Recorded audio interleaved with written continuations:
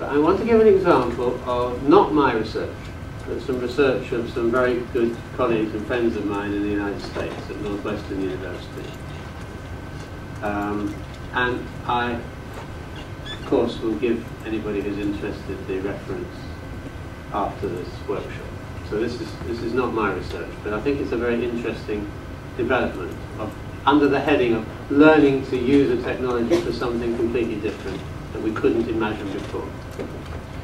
So I need to just launch this piece of software. This is a programming language actually called NetLogo. Barbara, you probably know about this, don't you? And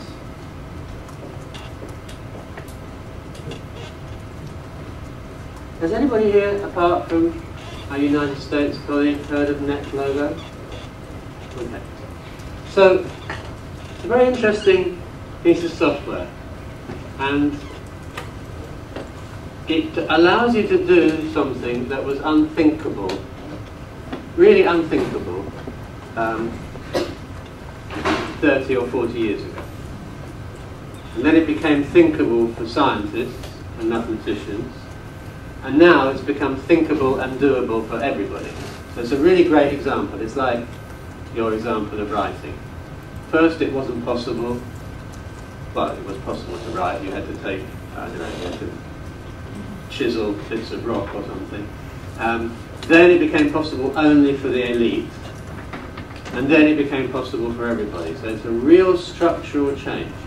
And what this software does is it exploits the following idea that is now become completely accepted, but wasn't accepted some time ago, a few years ago, which is that many, many interesting phenomena in the world emerge from the interaction of individuals doing each his or her own thing, people or molecules, doesn't matter what, doing their own thing, and out of the interaction between hundreds, thousands, sometimes millions or billions of these individual reactions taking place, a global change happens. Something happens on a global scale. So it's a question of local and global scale. Now actually, we all have experience of this every day.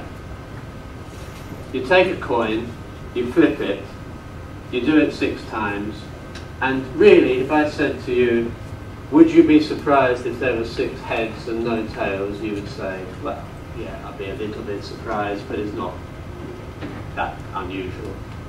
You'd say probably 3 and 3 would be the most usual, but 4 and 2 would not be that bad, even 5 and 1. And I'm sure if we each did it in this room for 6 times, 2 or 3 people would get 6 heads or 6 tails.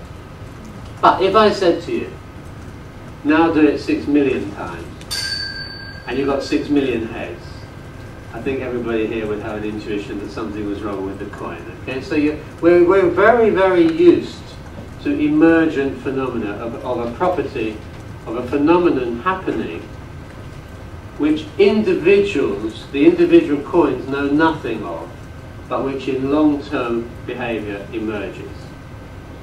And this piece of software is great for thinking, all right, what kind of phenomena could we possibly model? And I'll just share with you, I should give the name of the person who runs the team of researchers who developed this particular version of this software is Uri Walensky.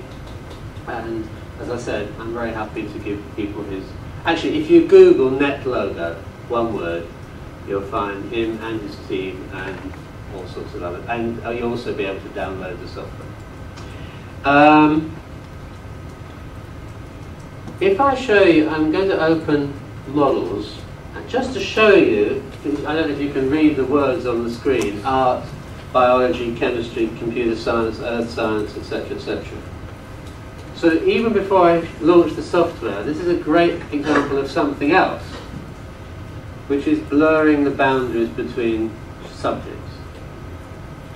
I think that's something that digital technology is beginning to teach us it's possible to do.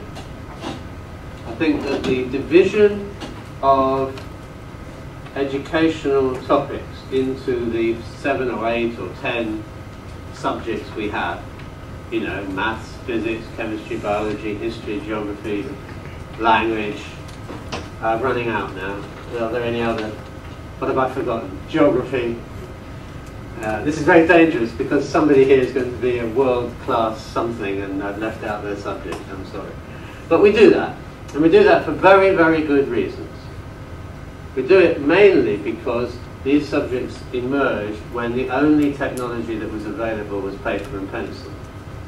And if you only have paper and pencil, there is a certain logic to trying to chop up the world that lets you chop it up using your paper and pencil. If you have digital technologies, you may be able to blur those boundaries. And you can see, well, you can't see, but you have to take my word for it. You can all try this afterwards. There is a huge diversity. Are we on the web here? Yes. We are. So now I'm going to keep my eye on you, make sure nobody's downloading NetLogo during the